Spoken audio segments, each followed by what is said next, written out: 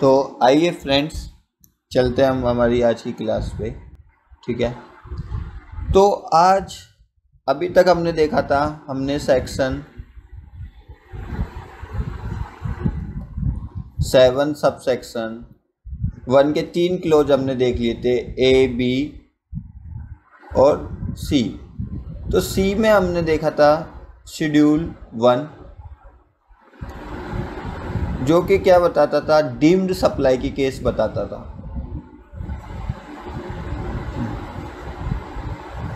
ठीक है, फिर हमने एक देखा था सेक्शन 7 सब सेक्शन 1A, जो कि हमको शेड्यूल 2 तक पहुंचाता था और क्या बताता था, क्लासीफाई करता था some activities, classifies certain activities कि वो गुड्स हैं या सर्विसेज हैं। ठीक है, अब हम देखने जा रहे हैं सेक्शन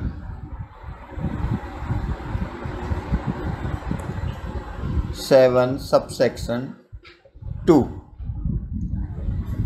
जो कि क्या कहती है, इसकी स्टार्टिंग ही क्या होती है कि note with standing anything in section sub section 1, कि सब सेक्शन 1 में कुछ भी लिखा हो। मतलब ये क्या करती है, ओवरराइड्स सेक्शन 7 सब सेक्शन 1। ये सेक्शन 7 सब सेक्शन 1 को क्या करती है, ओवरराइड्स करती है।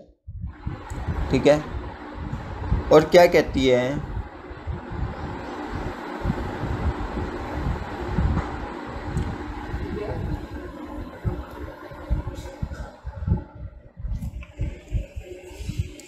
और कहती है कि सेक्शन 7 सब सेक्शन 2 कहती है कि जो भी एक्टिविटीज़ हैं शेड्यूल 3 में, या जो भी एक्टिविटीज सेंट्रल गवर्नमेंट या गवर्नमेंट के द्वारा नोटिफाइड की जाएगी, उनको ना तो सप्लाई ऑफ गुड्स माना जाएगा और ना उनको क्या माना जाएगा, सप्लाई ऑफ सर्विस माना जाएगा।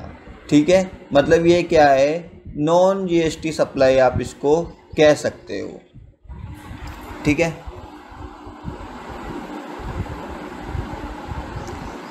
तो क्या कहती है ये सेक्शन 7 सब सेक्शन 2 क्लोज ए है, जो कि कहती है कि एक्टिविटीज ऑफ शेड्यूल 3, कि शेड्यूल 3 में जो एक्टिविटी लिखी हुई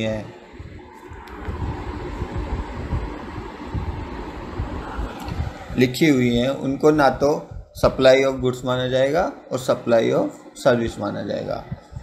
और इसका क्लोज बी कहता है, section 7 sub section 2 clause B, की एक्टिविटीज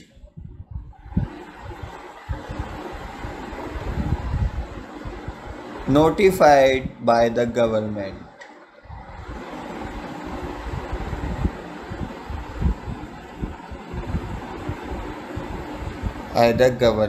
और ये कौन सी एक्टिविटीज है,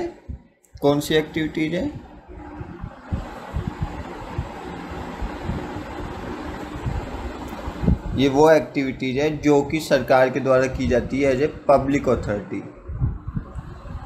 ठीक है, तो एक्टिविटीज बाय गवर्नमेंट और लोकल अथॉरिटीज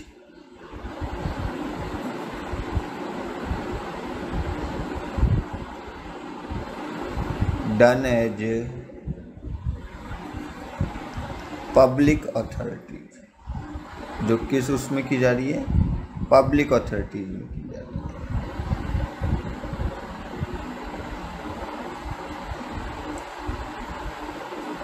ठीक है, तो इनको क्या, इन दोनों को ना तो क्या माना जाएगा, नाइदर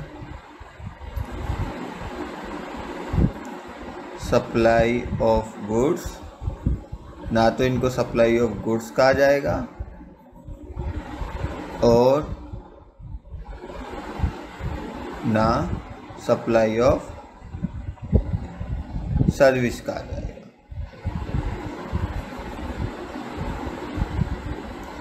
ठीक है, तो शेड्यूल थर्ड अभी हम देखेंगे, कुछ नहीं है, बस 8 एक्टिविटीज हैं। ठीक है, और इसमें अभी तक जो नोटिफाइड की गई हैं वो 2 ही एक्टिविटीज नोटिफाइड की गई हैं। ठीक है, पहली वो वर्क जो इंटरेस्टेड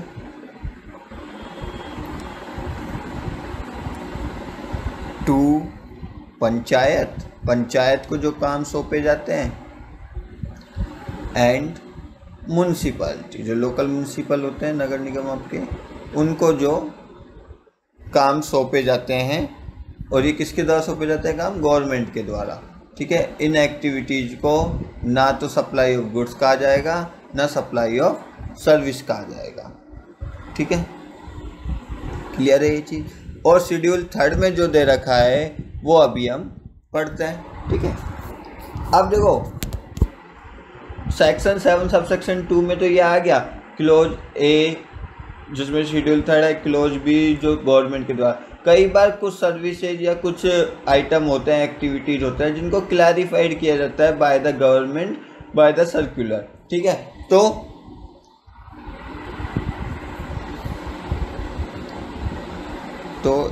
नोट डाल लेना, sometimes some activities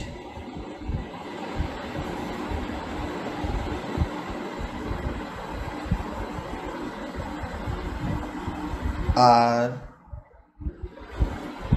clarified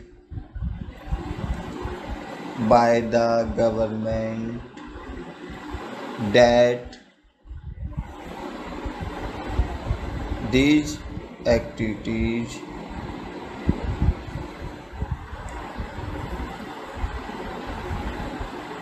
which shall not be supply of goods or services। ठीक है, कई बार हो जाता है, नोट डाल लीजिए। ठीक है, इसमें भी कुछ क्लैरिफिकेशन आ चुके हैं। जैसे पहला था कि grant of licence for alcoholic liquor. आपको पता है सेक्शन 9 जब हम पढ़ रहे थे, चार्जिंग सेक्शन जो थी, उसमें ही कहा गया था कि एल्कोहलिक लिक्वर जो होता है उसको जीएसटी में इंक्लूड नहीं किया जाएगा। तो बाद में ही क्लैरिफाई किया गया कि स्टेट गवर्नमेंट के द्वारा जो शराब के लाइसेंस इशू किए जाते हैं उनको भी जीएसटी के दायरे में नहीं लिया जाएगा। क्लैरिफिकेशन दिया था। एक क्लैरिफिकेशन और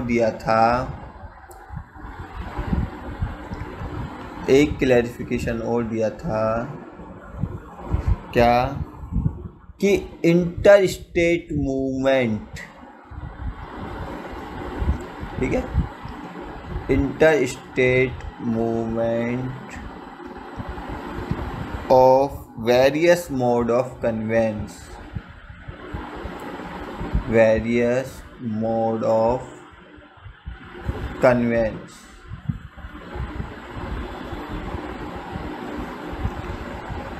ठीक है। वेरियस मोड ऑफ कन्वेंस में आपको कुछ भी आ सकता है, बस आ गई, आपकी ट्रेन आ गई, ठीक है, आपकी मोटर कार आ गई, ठीक है, कुछ भी आ रहा हो, ठीक है, आपके और क्या आ सकती है, बस ट्रेन, ट्रक हो गए, ट्रैक्टर हो गए, ठीक है, कुछ भी, ठीक है, कुछ भी, ठीक है। तो ये कह रहे हैं कि इंटर स्टेट मूवमेंट की एक स्टेट से अगर दूसरे स्टेट में बस, train, motor car, truck, tractor अगर जा रहे हो तो उनको सप्लाई ऑफ गुड्स और सप्लाई ऑफ सर्विस नहीं माना जाएगा। लेकिन ये क्यों जा रहे हो,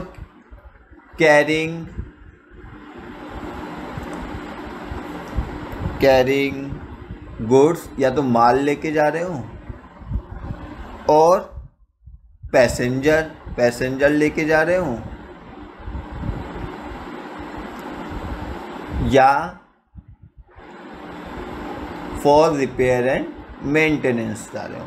मतलब बस, ट्रेन, मोटर, ट्रक, ट्रैक्टर, या तो माल लेके जा रहे हैं, पैसेंजर लेके जा रहे हैं, एक्स्ट्रा लिख लेता हूँ और भी कुछ होता है ना, ठीक है, माल लेके जा रहे हो, गुड्स लेके जा रहे हो, या ठीक होने के लिए जा रहे हो, तो इन बस, ट्रेन, मोटर, ट्रक, कार के मूवमेंट को ना तो सप्लाई ऑफ गुड्स माना जाएगा ना सप्लाई ऑफ सर्विस माना जाएगा। ये जो गुड्स लेके जा रहे हैं, पैसेंजर लेके जा रहे हैं, ये तो सप्लाई ऑफ गुड्स और सप्लाई ऑफ सर्विसेज है ही। हम इसकी बात कर रहे हैं, उस बस की। क्या उस बस को माल मान लिया जाएगा? नहीं, क्लैरिफाई कर दिया गया है। वो सही होने जा रहे हैं तो उस पर जो रिपेयर मेंटेनेंस चार्जेस लग रहे हैं वो जो सप्लाई ऑफ सर्विस हो सकती है, लेकिन जो बस है, खुद जो बस है, उसको क्या नहीं मानेंगे हम, ट्रांसपोर्ट, वो सप्लाई ऑफ गुड्स और सप्लाई ऑफ सर्विसेज नहीं मानेंगे। हाँ, बस है, बस को आप दूसरे शहर में बिकने के लिए ले जा रहे हो कि ये फर्दर सप्लाई होंगे। मोटर कार जो है वो दूसरे स्टेट में इसलिए जा रही है क्योंकि वो सप्लाई होगी, तो ऑब्वियसली वो सप्लाई ऑफ गुड्स माना जाएगा। फिर भी लिख लेते हैं कि एक्सेप्ट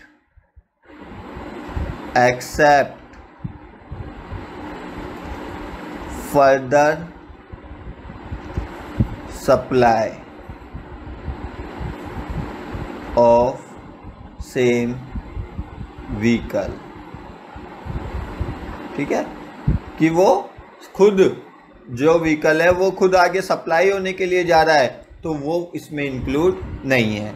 ठीक है, एक सेम ऐसा ही क्लैरिफिकेशन और दिया गया टूल्स, जिग्स के लिए। ठीक है, जॉब वर्क के लिए जो जाते हैं ना, उनके लिए सेम चीज़ है, सेम। ठीक है, वही लाइन लिखेंगे, अगर लिखना चाहते हो तो लिख लो। ठीक है, बाकी सेम चीज़ है। Inter state movement of rigs, tools, spheres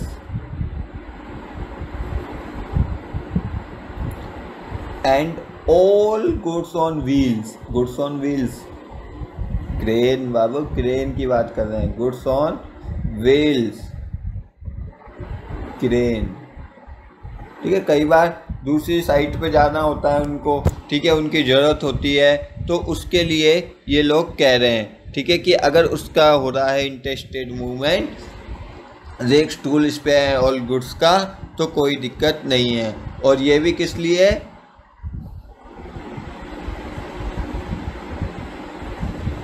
for use, मतलब सेल्फ यूज, या फॉर रिपेयर और मेंटेनेंस।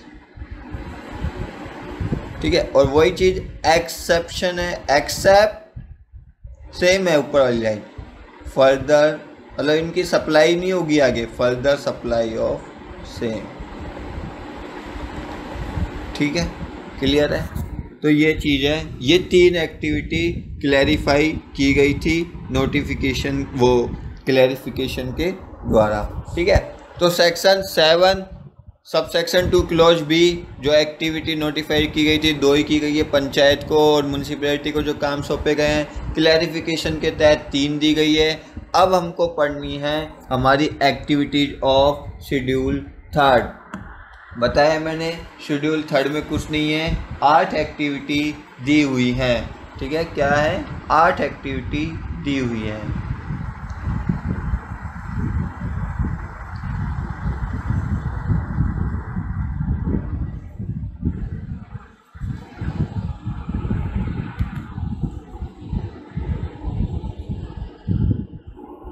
तो ये मैंने आपके लिए शेड्यूल 3 यहाँ पे उतार दिया है, इसको नोट कर लीजिएगा और पहले हम इसको समझ लेते हैं।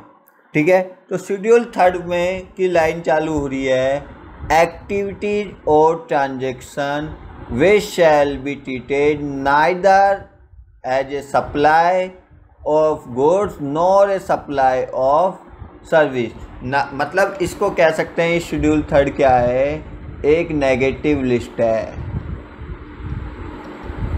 सर क्या ये एग्जेम्प्टेड गुड्स हैं? नहीं नहीं नहीं, ये एग्जेम्प्टेड नहीं है। एग्जेम्प्टेड अलग चीज़ होती है, नेगेटिव लिस्ट अलग चीज़ होती है। सर क्या मतलब एग्जेम्प्टेड नहीं है, नेगेटिव लिस्ट है, मतलब आप कह रहे हो ना जीएसटी नहीं लगेगा, जीएसटी नहीं लगेगा तो एग्जेम्प्टेड नहीं बाबू, ये एग्जेम्प्टेड नहीं है, ये तो नॉन जीएसटी सप्लाई है, मतलब ये जीएसटी का पार्ट ही नहीं है, इनको कहा जाता है नॉन जीएसटी सप्लाई। कुछ सप्लाई को नॉन जीएसटी सप्लाई डाला गया by charging section 9 alcoholic liquor, कुछ को कॉन्स्टिट्यूशन से डेफर्ड किया गया कि इन पे भी जीएसटी नहीं लगेगा लाइक पेट्रोल, और कुछ को शेड्यूल थर्ड में डाला गया है नॉन जीएसटी सप्लाई के द्वारा। एग्जेम्प्टेड अलग होती है, exempted is a part of GST, कि अगर एग्जेम्पशन नहीं होती तो उन पे जीएसटी लगता। अभी उनको एग्जेम्प्ट किया गया है वाया ए नोटिफिकेशन, किसी नोटिफिकेशन के द्वारा। ठीक है, आगे हम इसमें एक जब एग्जेम्प्टेड वाला चैप्टर पढ़ेंगे तब मैं इसकी एक आपको डिफरेंस चार्ट भी बना दूंगा। ठीक है, तो नेगेटिव लिस्ट क्या गई, क्लियर है? इसको क्या बोल सकते हैं हम, ये क्या है, नॉन जीएसटी सप्लाई। क्या है ये, नॉन जीएसटी सप्लाई।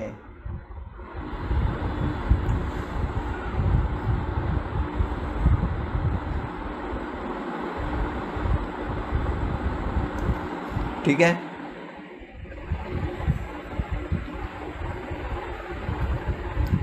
तो इसकी पहली जो सर्विस है वो देखते हैं क्या है। Services by an employee to the employer in the course of in relation to his employment. तो ठीक है सर, ऐसी चीज़ तो एक वहाँ भी आई थी ना हमारे शेड्यूल 1 में। शेड्यूल 1 क्या कहता है, शेड्यूल 1 यूँ कहता है कि एम्प्लॉयर के द्वारा जो एम्प्लॉय के साथ ट्रांजैक्शन किए जा रहे हैं, यहाँ जो सर्विस दी जा रही है वो किसकी दी जा रही है, एम्प्लॉय के द्वारा एम्प्लॉयर को दी जा रही है। तो दोनों में डिफरेंस क्लियर रखना। ठीक है, तो और पहली और दूसरी चीज़ नोट करना, यहाँ सिर्फ किसकी बात हो रही है, सर्विसेज की बात हो रही है। ठीक है, किसकी बात हो रही है, सर्विसेज की बात हो रही है, गुड्स की बात नहीं हो रही। मतलब एम्प्लॉय अगर कोई एम्प्लॉयर को गुड्स देता है तो वो जीएसटी का पार्ट बनेगी, क्योंकि भैया यहाँ पे सर्विसेज की बात हो रही है, जॉब कर रहा है, जॉब में गुड्स क्या देगा, है ना, तो ध्यान रखिएगा इस चीज़ का।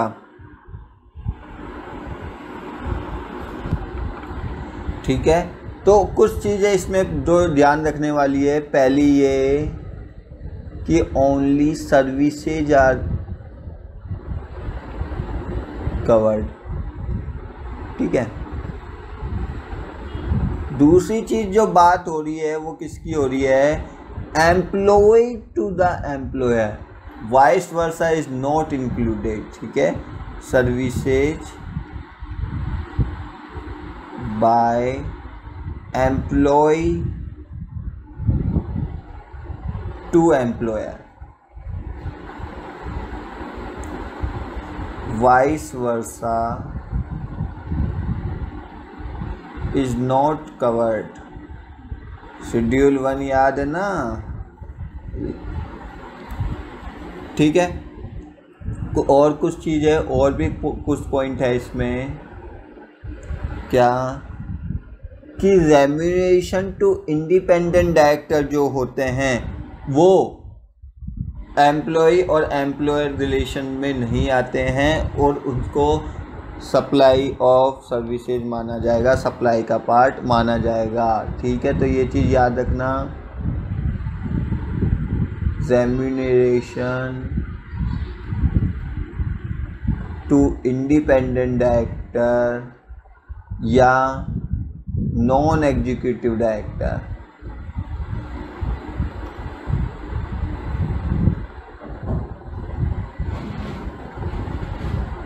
is not covered by this para।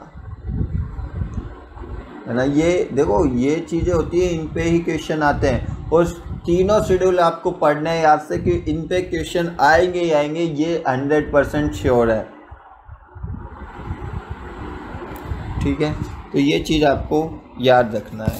ठीक है, और बहुत इम्पोर्टेंट चीज़ आपको याद रखनी है कि वही सर्विसेज जो एम्प्लॉय और एम्प्लॉयर के रिलेशनशिप के कारण दी जा रही है। ऐसे नहीं है कि इनके बीच में जो भी ट्रांजैक्शन हो रहा है वो इसमें कवर हो जाएगा। सपोज करो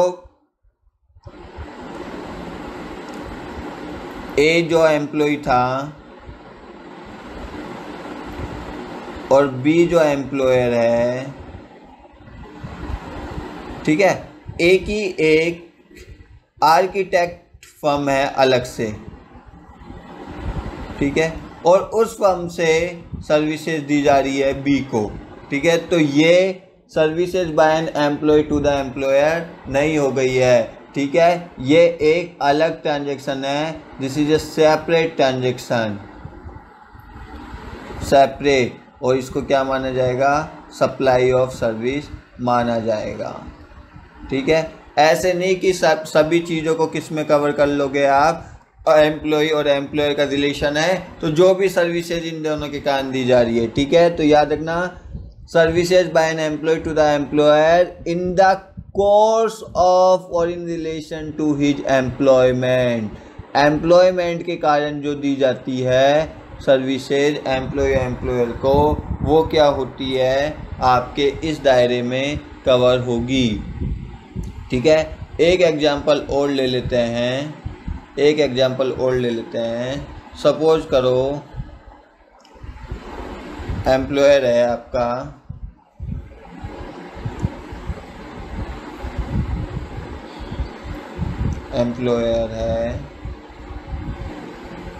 TCS,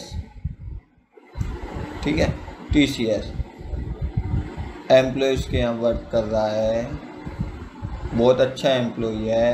अब वो कहाँ जाना चाहता है, want to join his competitor Infosys, वो इन्फोसिस में जाना चाहता है। उसके लिए एम्प्लॉय क्या करता है, एम्प्लॉयर क्या करता है, एम्प्लॉयर को पेड करता है some amount, paid for not joining, paid for not joining. तो ये क्या होगी, ये क्या होगा, ये एम्प्लॉय के रिलेशन, एम्प्लॉय ने इसके लिए एम्प्लॉय कोई सर्विस नहीं दी है, कोई एम्प्लॉयमेंट वाली सर्विस नहीं दी है, इसके लिए काम पे नहीं रखा गया है। वो कौन सी दे रहा है, इसको एक अपने कंपटीटर को ज्वाइन ना करे उसके लिए कुछ अमाउंट पेड कर रहा है। तो ये क्या होगी, will be treated as supply of service। ठीक है, कौन से सेक्शन के अकॉर्डिंग, ये सेक्शन 7 सबसेक्शन 1 कहती थी ना कि कोई भी सर्विस दी जा रही है इन रिलेशन टू बिजनेस, ठीक है, वो इन रिलेशन टू बिजनेस है।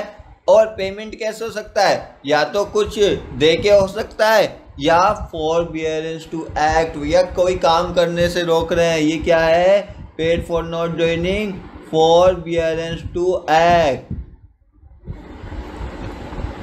आपको कुछ काम करने से रोक रहे हैं उसके लिए पैसा दे रहे हैं, फॉरबियरेंस टू एक्ट। एम्प्लॉय के द्वारा कैसी सर्विस दी जा रही है भैया, ये भी तो फॉरबियरेंस टू एक्ट, कुछ काम ना करना भी तो क्या होता है, सर्विस ही होता है। तो ये क्लियर है, ठीक है।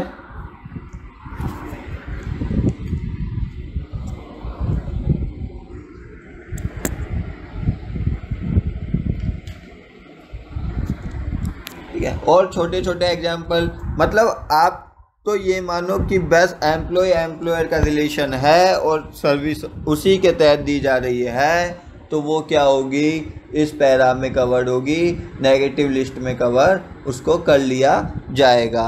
ठीक है, बहुत अब वर्कर चाहे कैसा भी हो, आपका कैजुअल वर्कर हो, पीस रेट वर्कर हो, रेगुलर वर्कर हो, उसको आप सैलरी और वेजेस दे रहे हो, तो वो क्या होगी, आपकी इस पैरा में कवर होगी। ठीक है, प्रैक्टिकल व्यू से देखूँ कि सर वो अमाउंट इस एम्प्लॉय के रिलेशन में है या नहीं है, कैसे चेक करेंगे? अरे भैया उसके इनकम टैक्स के रिटर्न जाके देख लो ना, अगर उसने उस अमाउंट को अपनी सैलरी में दिखा रखा है तो यस वो उस पैरा में कवर हो रही है। पीएफ के रिटर्न देख लो भैया, पीएफ भी तो पे कर रहा होगा ना, उसमें देख लो उसको उसमें कवर किया गया है नहीं। तो क्या कह रहे हैं हम, एक नोट लिख ले, क्या नोट है ये सिर्फ, कि amount can be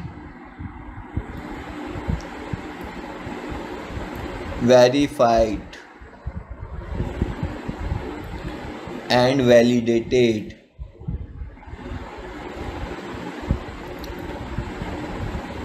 with the amount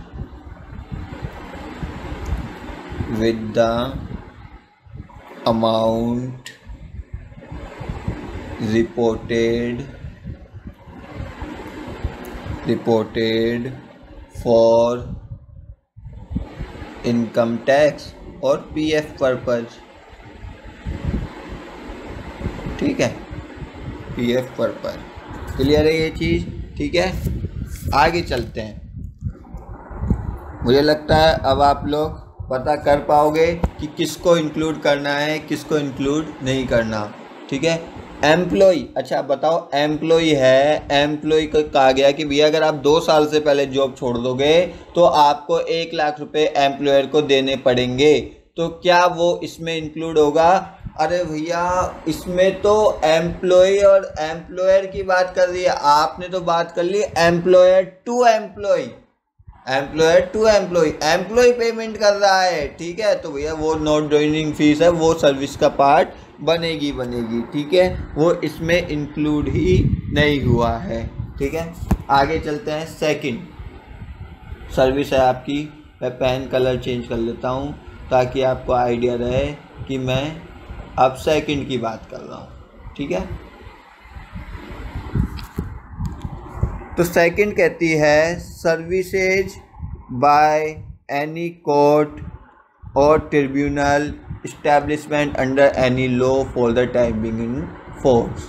ठीक है, कोई कन्फ्यूजन ही नहीं है इसमें, कोई कन्फ्यूजन नहीं है, साफ साफ लिखा हुआ है कि कोर्ट कोई सी भी हो, अभी डिस्ट्रिक्ट कोर्ट हो, हाई कोर्ट हो, सुप्रीम कोर्ट हो, ठीक है, वो सब इसमें क्या होंगी आपके इंक्लूड होगी। ठीक है, ट्रिब्यूनल भी, चाहे वो इनकम टैक्स अपीलेट ट्रिब्यूनल हो, जीएसटी अपीलेट ट्रिब्यूनल हो, और भी कोई ट्रिब्यूनल हो, वो इसमें इंक्लूड होगी।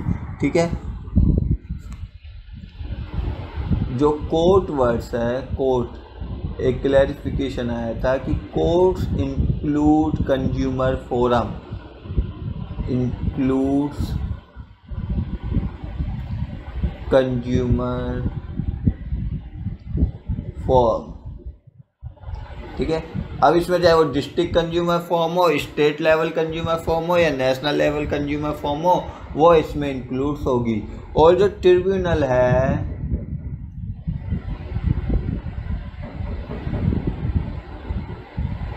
Not covered arbitral tribunal, arbitral जो आपसे झगड़े को निपटाने के लिए ट्रिब्यूनल बनाई जाती है ना, प्राइवेट ट्रिब्यूनल होती है ये जनरली। ठीक है, उसको इसमें इंक्लूड नहीं किया गया।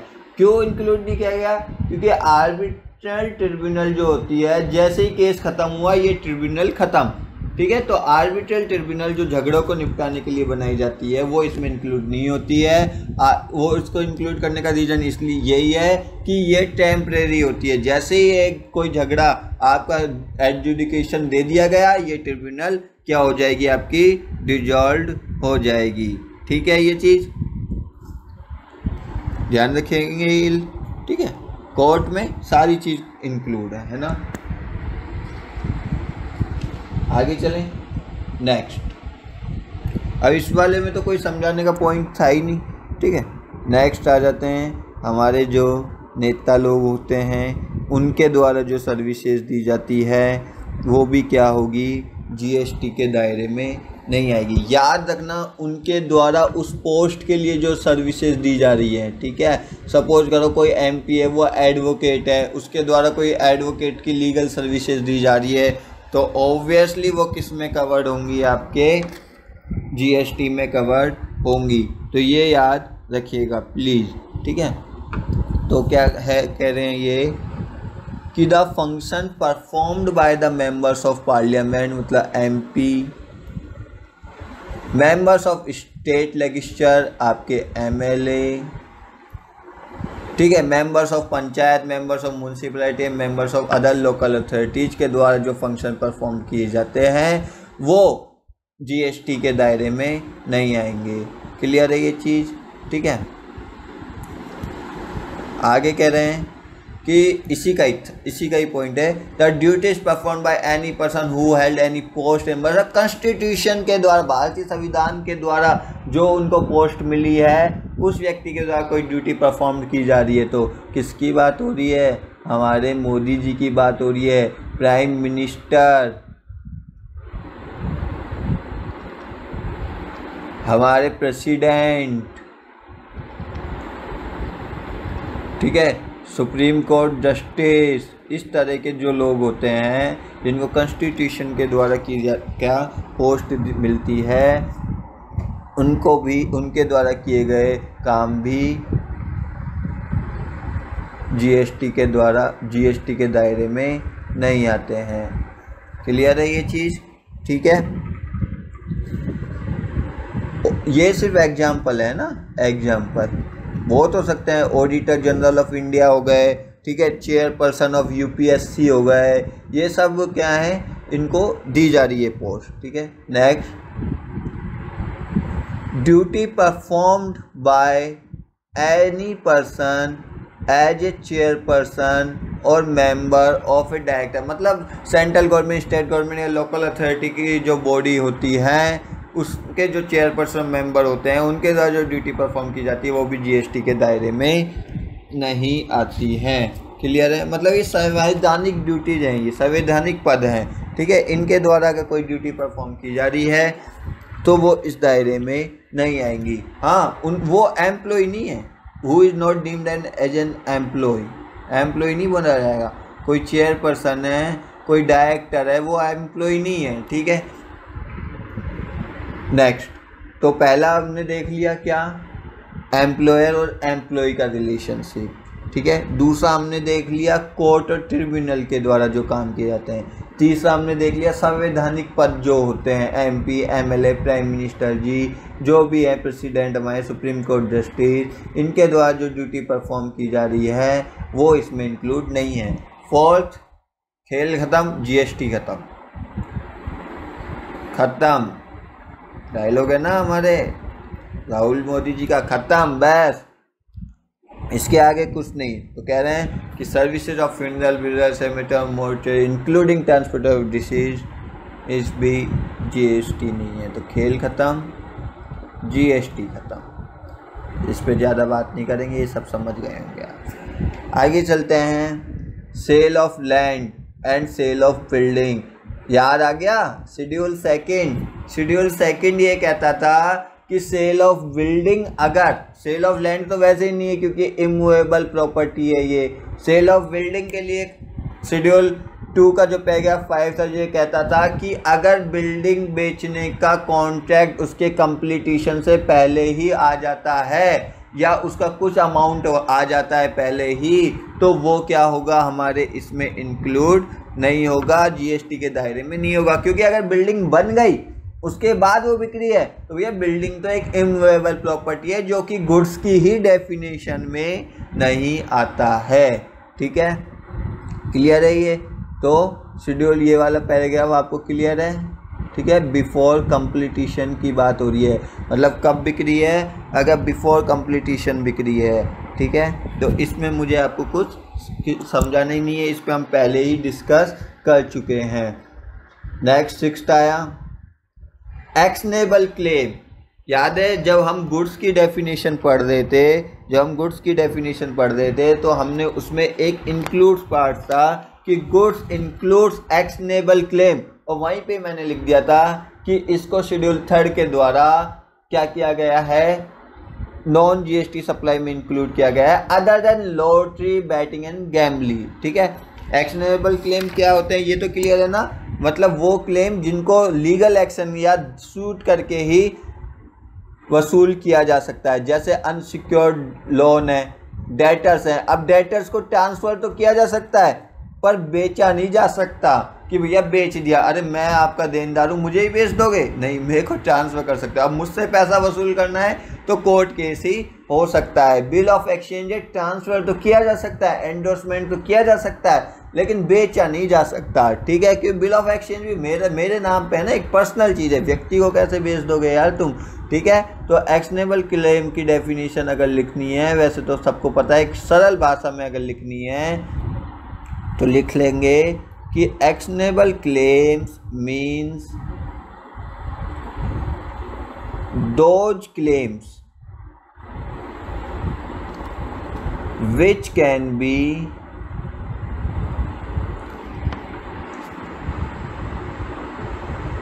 can be enforced only by legal action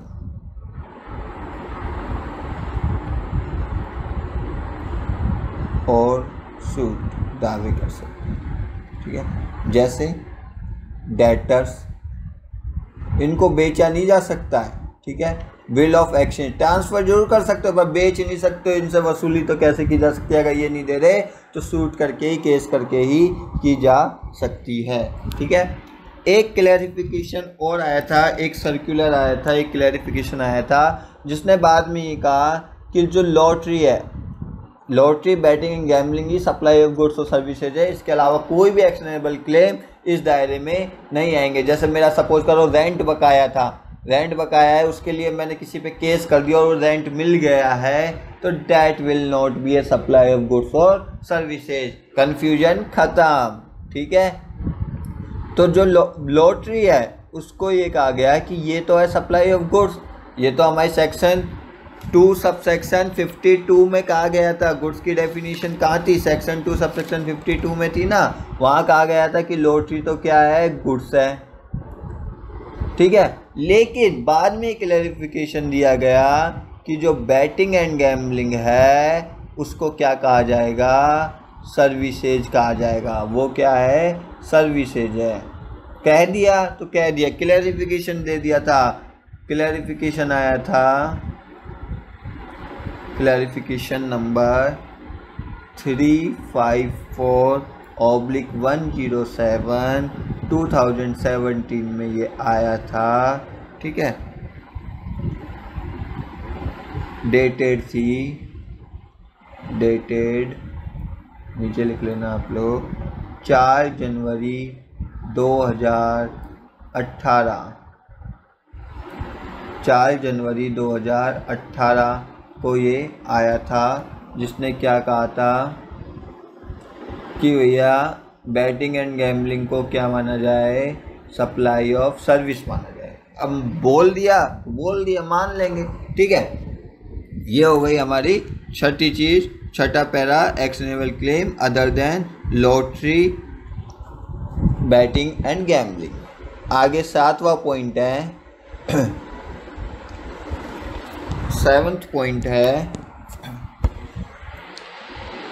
इसको बोलूँ, इसको supply of goods from a place in the non taxable territory to another place in the taxable territory without entering into India. ये है भैया, इसको बोलते हैं थर्ड कंट्री एक्सपोर्ट। इसको किस नाम से जाना जाता है, थर्ड कंट्री एक्सपोर्ट,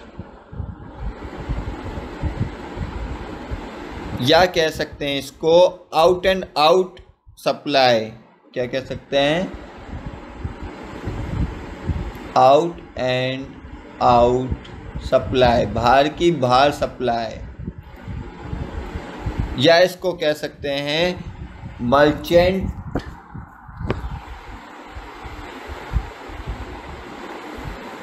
एक्सपोर्ट। ठीक है, एग्जाम्पल से क्लियर हो जाएगा ये। अब देखो जीएसटी कहाँ पे लगता है? इंडिया में। अगर कोई माल आपका इंडिया में ही नहीं आया तो क्या होगा? उस पर जीएसटी वैसे ही नहीं लगेगा। सपोज करो ए था इंडिया का बंदा, उसने परचेज किया गुड्स, परचेज्ड यूएसए, और वहीं से ही सेंट गुड्स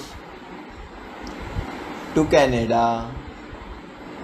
तो this is non GST supply.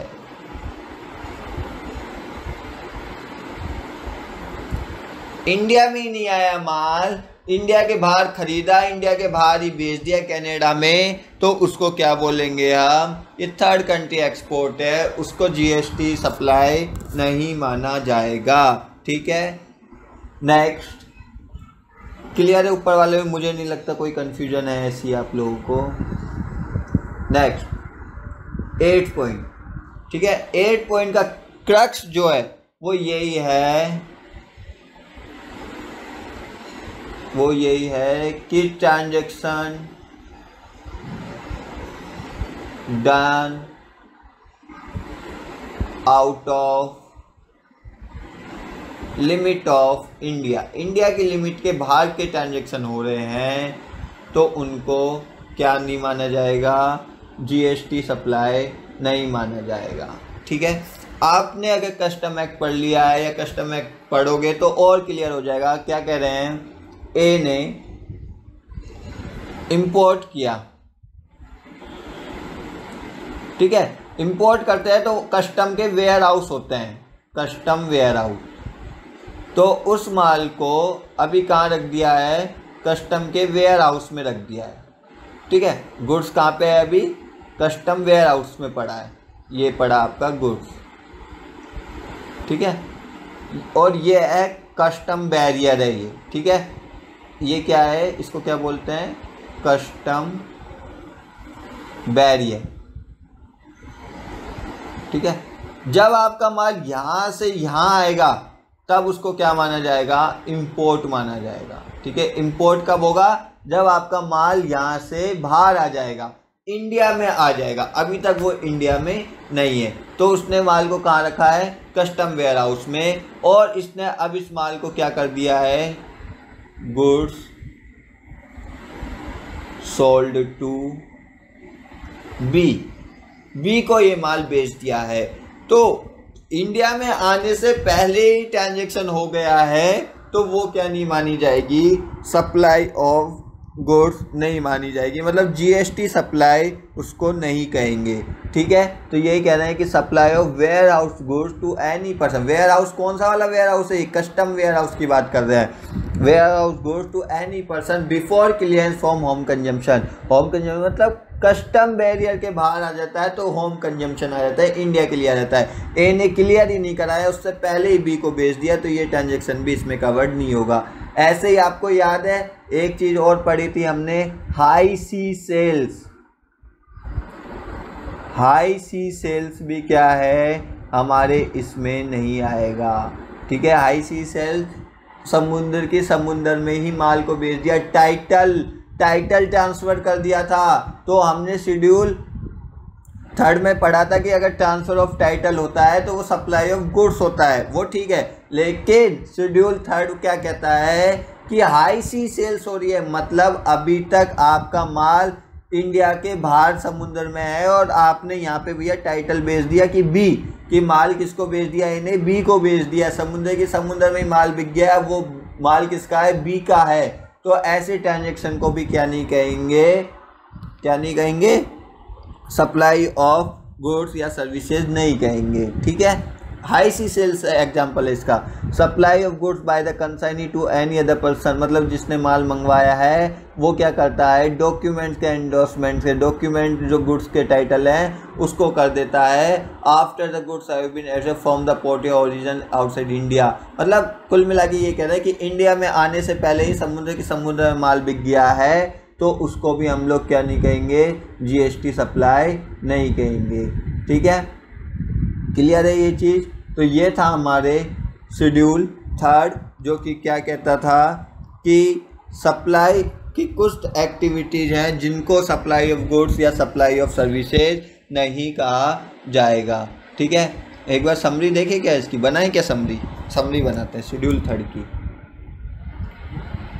Schedule third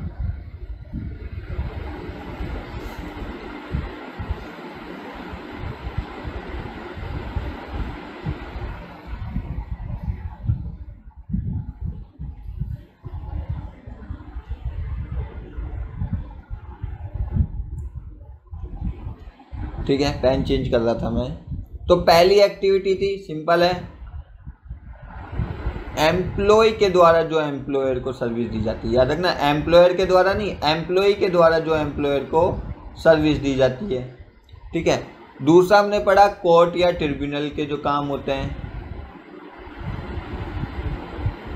ठीक है, तीसरा हमने पढ़ा हमारे बड़े बड़े लोग, ठीक है, जिसमें MP, MLA, ठीक है, पोस्ट गिवन बाय कॉन्स्टिट्यूशन, जिसमें हमारे क्या आ गए थे, प्राइम मिनिस्टर साहब आ गए थे, हमारे प्रेसिडेंट आ गए थे।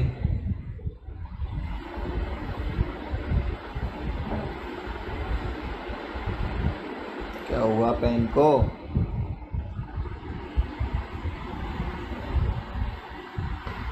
President at extra. ठीक है,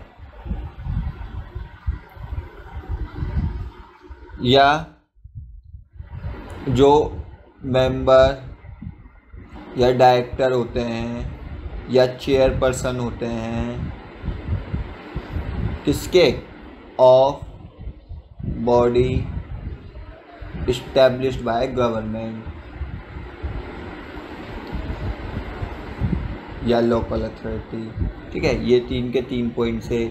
चौथा, बात खत्म खेल खत्म, फ्यूनरल,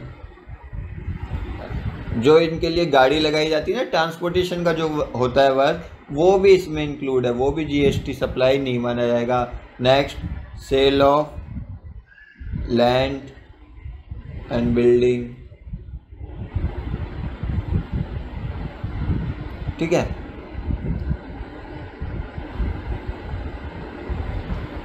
नेक्स्ट, एक्शनेबल क्लेम, लेकिन इसमें क्या नहीं था, include other than lottery, gambling और बैटिंग। ठीक है, next, third country export, third country export, बाहर की बाहर, आउट एंड आउट सप्लाई। ठीक है, next, transaction before entering into India, transaction before, कि माल बाहर आने से पहले ही बिक रहा है ना, एंटरिंग इनटू इंडिया। इसमें हमने 2 चीज़ देखी थी, एक तो sale of warehouse goods,